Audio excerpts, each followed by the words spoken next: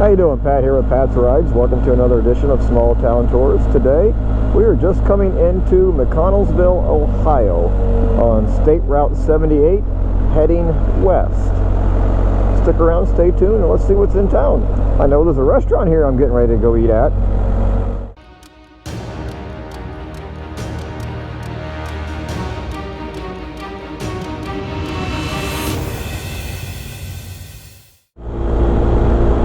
It should be open, and it kind of looks like it might be packed too, so this might be a bad idea. But right up there on the left is the Boondocks Bar and Grill. I've been here several times. It's always been good people, good service, good food.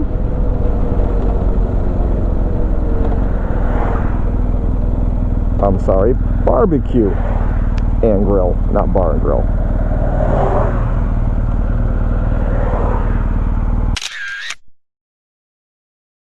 I am just using some stock pictures I found from Google Images. I don't really like to take pictures of people inside restaurants without their permission.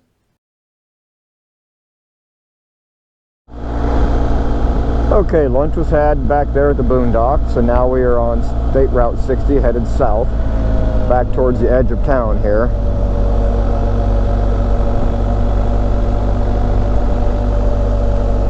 This roundabout here is relatively new. As you can see, Morgan County established 1817. The first settlers originally called the village Old Town, which was inhabited in 1817.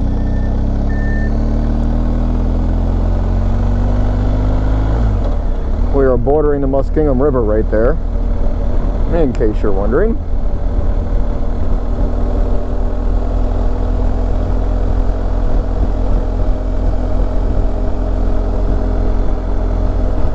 First thing we're going to do is we're going to go up here and make a right and go across that bridge. I just think that is such a cool looking bridge.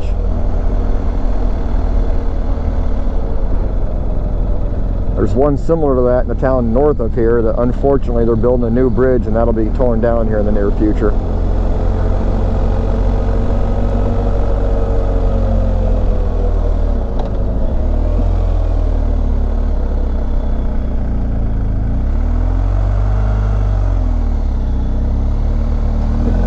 No, I don't trust them.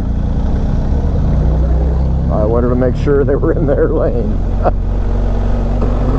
But this is such a cool bridge.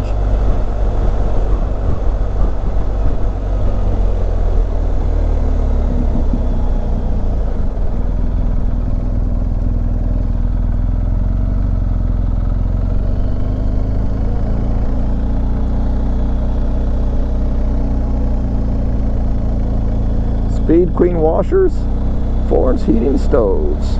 Just love these old buildings.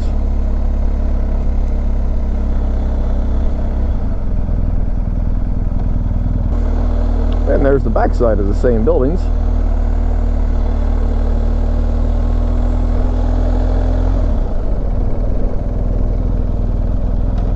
River Queen Tavern and Restaurant. I'm gonna have to try that next time I'm back in this town.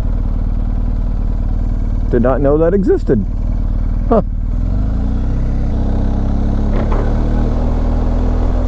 Good view of the Muskingum. Am I going to be lucky enough to catch the light up here?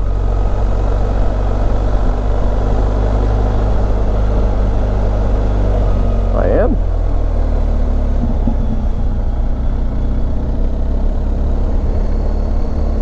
Van something or other garage. I have no idea how to pronounce that.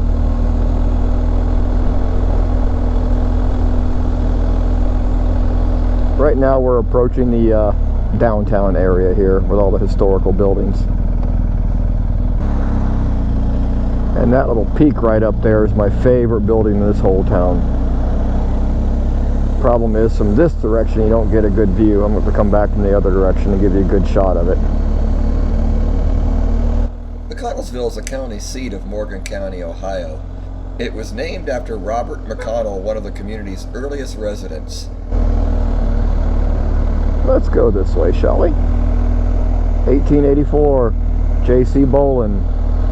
I believe this was a men's clothing and furniture store when it first opened. You got your old armory. Bet you're thinking, how does he know that?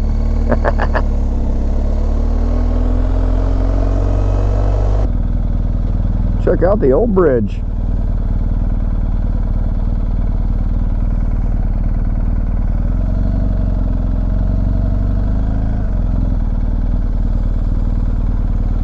Got a barge down there. An old swing bridge. I haven't seen something like that since I don't know when. That's pretty cool. Lock and Dam number 7, McConnelsville. Let's go in here and check this out.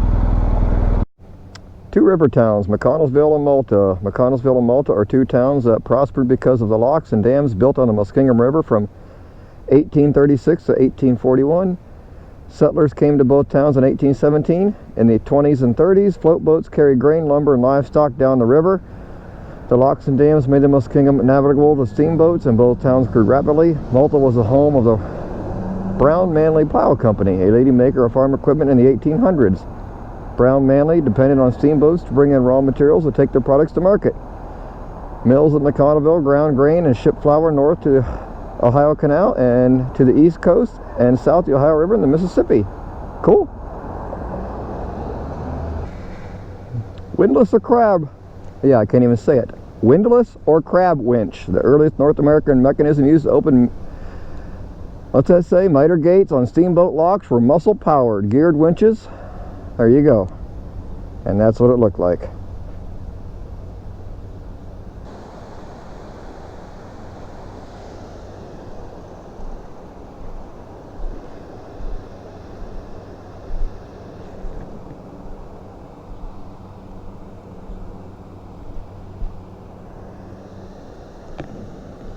Don't trip over that.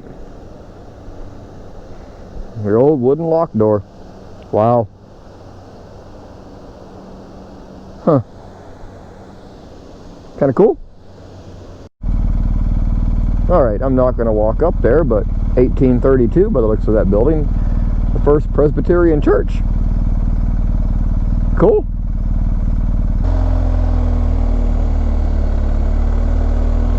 By 1846, the town contained 5 churches, 15 stores, 2 newspaper offices, 1 iron foundry, 2 flour mills, and 1 woolen factory.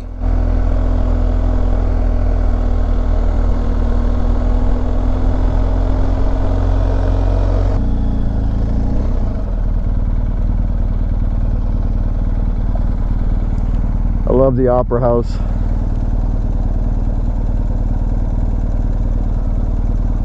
We'll make a couple more trips through the square here. But I love that Opera House. The Opera House opening was held Saturday, May 28, 1892. The program for the evening was the Aryan Opera Company's performance of Gilbert and Sullivan's The Mikado, if I'm saying that right. It is rumored that the foundation of the Opera House is built on the foundation of the Brewster, or the Brewster Hotel, but yet no evidence through record research can seem to prove or disprove this.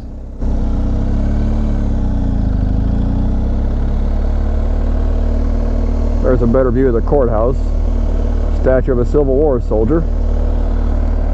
I'd almost be willing to bet that was a hotel at one point. For generations it's been told that tunnels were once used to conceal the movement of escaped slaves who were fleeing the South.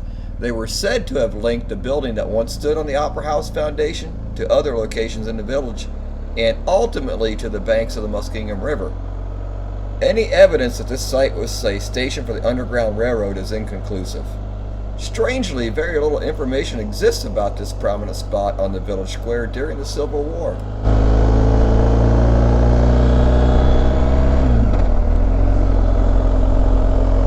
Check that out.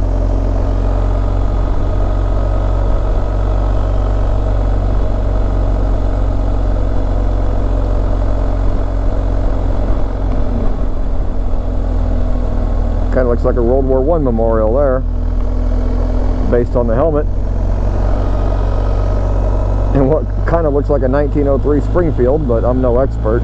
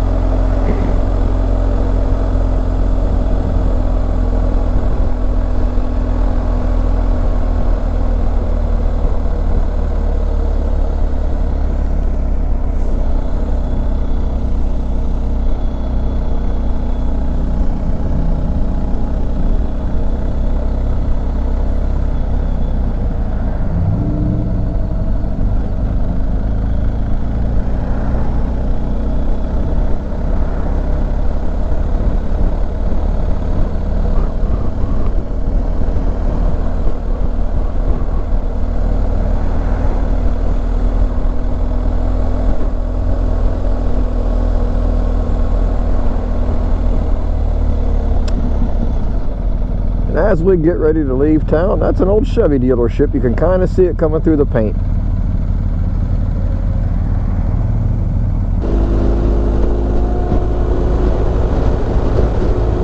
One cool thing about the McConnelsville area is you've got Pierce fire trucks there.